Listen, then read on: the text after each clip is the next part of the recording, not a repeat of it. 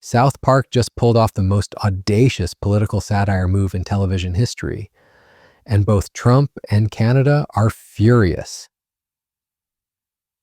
While the world debated the merits of animated comedy, creators Matt Stone and Trey Parker launched what amounts to a satirical nuclear strike that has the White House issuing official condemnations and Canadians questioning their portrayal in American media. We're talking about Season 27's explosive premiere that not only brought Trump into the South Park universe for the first time in nearly a decade, but did so by literally putting him in bed with Satan. It's not just comedy, it's a calculated cultural chess move that's reshaping how political satire operates in the modern media landscape. So what exactly happened in that episode, and why is this sparking international controversy that extends far beyond American politics? To understand the magnitude of this moment, we need to rewind to South Park's complex relationship with political figures, and how Stone and Parker have systematically avoided directly depicting Trump for years. During the 2016 election cycle, the creators expressed genuine uncertainty about how to handle Trump's chaotic rise to power. Instead of creating a direct Trump character, they opted to use the show's existing Mr. Garrison character as a stand-in for the 45th president. This creative choice allowed them to satirize Trump's policies and behavior without the legal and artistic complications of directly depicting a sitting president. But something fundamental changed in their approach for Season 27. After nearly 2.5 years away from television, Stone and Parker returned with a vengeance, and their target was unmistakable. The episode titled Sermon on the Mount doesn't just feature Trump, it completely reimagines him using one of South Park's most controversial character designs from their past. The creators recycled the exact animation style they used for Iraqi dictator Saddam Hussein in their 1999 feature film. We're talking about the same flapping head, the same crude body design, and most significantly, the same romantic relationship with Sai, tan that defined Hussein's character arc in the movie. This wasn't coincidence. It was a deliberate artistic statement that immediately caught the attention of both political observers and international audiences. The episode depicts Trump with Hussein's characteristic photorealistic head that opens and closes when speaking, attached to a simple cutout body made of rectangles. But the similarities go far deeper than visual design. Just like the Hussein character, Trump is portrayed as petulant, conniving, and cruel, while maintaining an abusive romantic relationship with Satan himself. The devil even makes explicit references to this connection, telling Trump that he reminds him of someone he used to date, making it clear that the creators are drawing direct parallels between the former AQI dictator and the current American president. The White House response was immediate and unprecedented. Within hours of the episode's broadcast, Trump's spokesperson Taylor Rogers issued a scathing statement that revealed just how deeply the satire had penetrated. The administration called South Park a fourth-rate show and claimed it hasn't been relevant for over 20 years. They accused the creators of having no authentic or original content and described the episode as a desperate attempt for attention. This response is remarkable for several reasons. First, it represents one of the few times a sitting president's administration has issued an official response to a comedy show's portrayal. Second, the defensive tone suggests that the satire struck closer to home than typical political comedy. But perhaps most significantly, the response inadvertently amplified the very message the show was trying to convey about thin-skinned authoritarian leadership. The controversy extended far beyond American politics when international audiences, particularly Canadians, began expressing their own concerns about Trump's portrayal. In the South Park universe, Saddam Hussein wasn't just a dictator, he was canonically Canadian, serving as both former president of Iraq and prime minister of Canada. By giving Trump the same character treatment, the show effectively made the American president semi-Canadian, which didn't sit well with some viewers north of the border. One viral post from the South Park subreddit captured this sentiment perfectly, with a Canadian fan writing that they were insulted by the way Trump was being portrayed as connected to their country. The response from the South Park fan community was typically irreverent, with top commenters advising upset Canadians to relax, guy, a reference to the show's long-running jokes about Canadian speech patterns. But beneath the humor lies a more serious point about how American political satire affects international perceptions and relationships. The episode's impact was amplified by its timing and context. The season 27 premiere aired just hours after Stone and Parker signed a massive $1.5 billion deal with Paramount to produce 50 new episodes over the next 5 years. This timing wasn't coincidental. It was a power move that demonstrated the creators' confidence in their ability to push boundaries without facing serious consequences from their corporate overlords. The episode also included direct criticism of Paramount itself, with Jesus Christ warning South Park citizens not to challenge Trump because they might end up like Colbert, a reference to The Late Show with Stephen Colbert and CBS's recent settlement with Trump. This meta-commentary on corporate media's relationship with political power added another layer to the satire that went largely unnoticed in the Trump controversy, but represents a sophisticated critique of how entertainment companies navigate political pressure. What makes this episode particularly significant is its production history and the internal battles that shaped its final form. According to series co-creator Trey Parker, the team faced significant pushback from producers about certain visual elements, particularly regarding Trump's anatomical portrayal. The creators refused to blur certain content and instead made creative decisions that allowed them to maintain their artistic vision while technically complying with broadcast standards. This behind-the-scenes struggle reveals the complex negotiations that occur when satirical content pushes against both corporate and regulatory boundaries. The episode required approval from multiple levels of Paramount's hierarchy, including co-CEOs and ultimately Sherry Redstone herself, who trusted her executive's judgment without viewing the content directly. The broader implications of this controversy extend far beyond entertainment value. The South Park Trump episode represents a test case for how political satire operates in an increasingly polarized media environment. By using the Saddam Hussein character design, Stone and Parker weren't just making a visual joke. They were making a serious political statement about authoritarianism, abuse of power, and the cyclical nature of dangerous leadership. The comparison between Trump and Hussein isn't subtle or accidental. Both are portrayed as narcissistic leaders who abuse their power while maintaining inappropriate relationships with evil forces.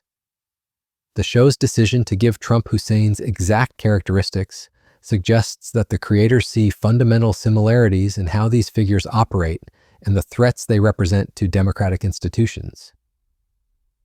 The Canadian angle adds an interesting international dimension to this analysis. By making Trump canonically connected to Canada through the Hussein character lineage, the show forces viewers to consider how American political dysfunction affects international relationships. Trump's actual trade policies toward Canada, including tariff threats and annexation comments, have created genuine diplomatic strain that affects millions. The integrity of CUSMA. Okay, our negotiators have said we are not going to implement tariffs on any products that are covered under CUSMA. Canadians have said, well, those guardrails are off. Canada is calling into question the future of CUSMA. It's not the United States of America. It's Canada. The forestry industry alone faces devastating impacts with tariffs rising to 35%, forcing businesses to barely survive. Oh, it's really painful. I know, talking with my forestry and parks minister, that has seen the tariff go up to, I believe, 35% is going to be really devastating for a lot of businesses. I know that there are many that are barely holding on, and we've got to, again, look for ways that we can find new markets. It's going to be complicated. We have an opportunity, I think, with the CN export line to Port of Prince Rupert that gets us into the Asian markets. We have had some success in Japan and South Korea in exporting wood pellets that to be used for energy. And I think that there's the ability for us to be looking at the potential for lumber and other wood products. But make no mistake, I mean, the principal relationship and recipient of those goods are America. And so to have that kind of devastating tariff is going to have a ripple effect throughout all of the. Many are desperately seeking new markets through export lines to Prince Rupert for accessing Asian markets, with some success already seen in Japan and South Korea for wood pellet exports. But America remains the principal recipient of these goods, making the tariff impact devastating with ripple effects across all provinces with forestry industries.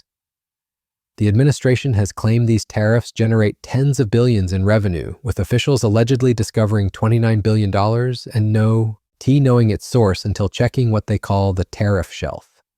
They characterize these as payments from foreign countries that had been taking advantage of the U.S. for many years, suggesting previous administrations lacked smart business people to recognize or address this issue of unfair trade practices. And yet our country's taking in tens of billions of dollars and trillions of dollars, actually trillions of dollars in tariffs. You know all about it. It's been amazing. They say, why are we taking in so much money? Last week they found $29 billion and they couldn't figure out where it came from. I said, check the tariff shelf. And they said, how did you know that's where it came from? We're taking in billions and even trillions of dollars in tariffs, paid by other countries who, frankly, were taking advantage of us for many, many years. And they were doing that to us, but our people didn't know it. We didn't have smart business people. The satirical connection between Trump and a Canadian character like Saddam Hussein becomes a way of processing these real-world tensions through humor, but it also risks trivializing serious diplomatic relationships between neighboring countries. Remember when Joe Biden used to always go, I need legislation. I had no legislation. I just said we're closing the borders, and the whole world understood it because they respect your country again. They really respect this country again. They didn't respect it. When he said it, it didn't mean anything. But now they know it meant a lot. And Mexico does what we tell them to do, and Canada does what we tell them to do, because we have the two borders. We have the northern border, the southern border, and they were both horrible. But now it's some people say it's a miracle. The president has claimed he didn't need legislation to close the borders and that his direct action earned international respect, asserting that both Mexico and Canada now comply with U.S. directives regarding border management. He describes the transformation of what were previously horrible northern and southern borders as something some people say is a miracle. The response from actual Canadians reveals how American political satire can become a form of soft diplomacy, shaping international perceptions of American leadership in ways that traditional diplomatic channels cannot. Some Canadian fans embraced the humor, while others felt genuinely insulted by the association, demonstrating how comedy can become a battleground for national identity and international relations. What's particularly sophisticated about Stone and Parker's approach is how they've managed to create controversy that serves multiple strategic purposes. First, it generates massive media attention that extends the show's cultural reach far beyond its traditional audience. Second, it forces political figures to respond in ways that often prove the satirists' points about their target's character flaws. Third, it creates a cultural moment that allows for broader discussions about power, accountability, and the role of comedy in democratic discourse. The technical execution of the episode also deserves analysis. The creators used advanced deepfake technology through their company Deep Voodoo to create a pro-Trump public service announcement that caps off the episode.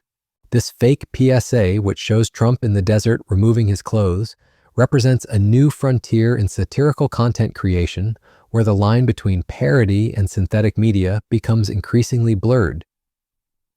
The use of AI technology to create satirical content raises important questions about the future of political commentary and the potential for both creative expression and dangerous manipulation.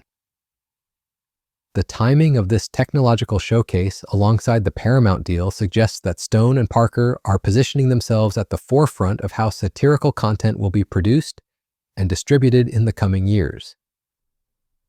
The international reaction to the episode reveals something crucial about how American political satire functions as a form of cultural export.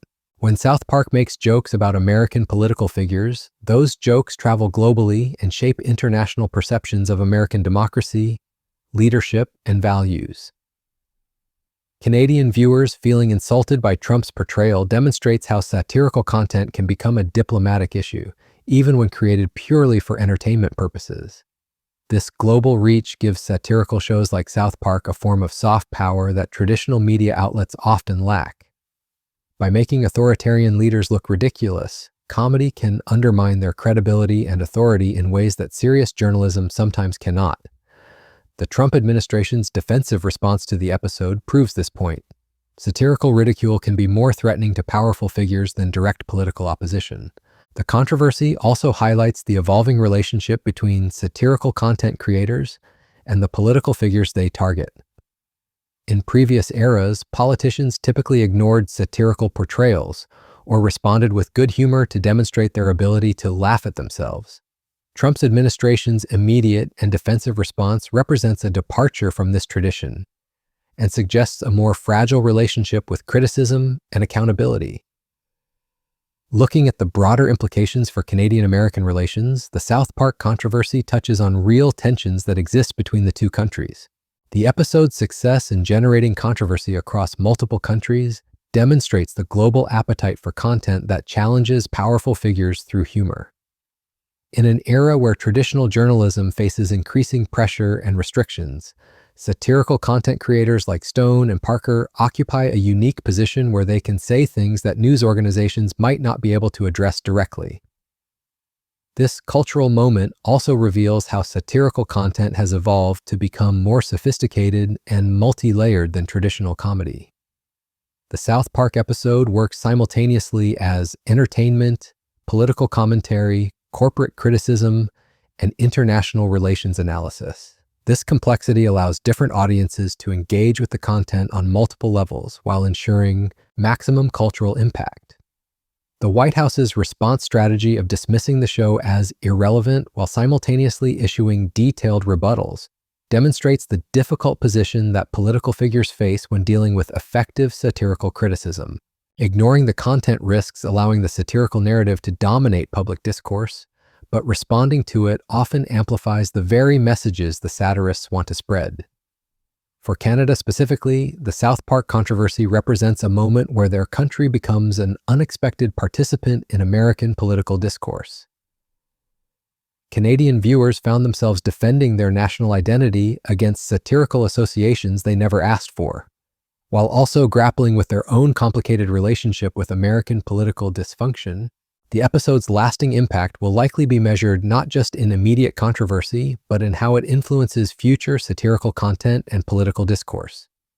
By successfully provoking official government responses while maintaining their creative independence, Stone and Parker have demonstrated a model for how satirical content creators can operate in an increasingly polarized political environment.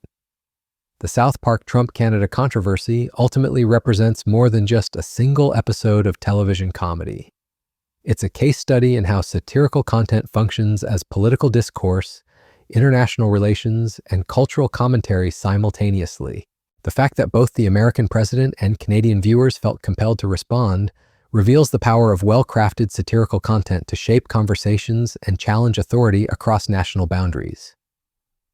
As season 27 continues, the precedent set by this premiere episode suggests that Stone and Parker are prepared to push satirical boundaries even further, potentially creating more international incidents through their unique blend of crude humor and sophisticated political commentary. The Trump-Canada connection may be just the beginning of a broader satirical campaign that could reshape how political figures are portrayed and discussed in global media. Thanks for watching. If you want to see how other satirical content creators are challenging political authority, check out our other videos. And if you want to stay updated on how political satire continues to shape international discourse and challenge powerful figures across borders, be sure to subscribe for more in-depth analyses of how comedy becomes politics and politics becomes comedy.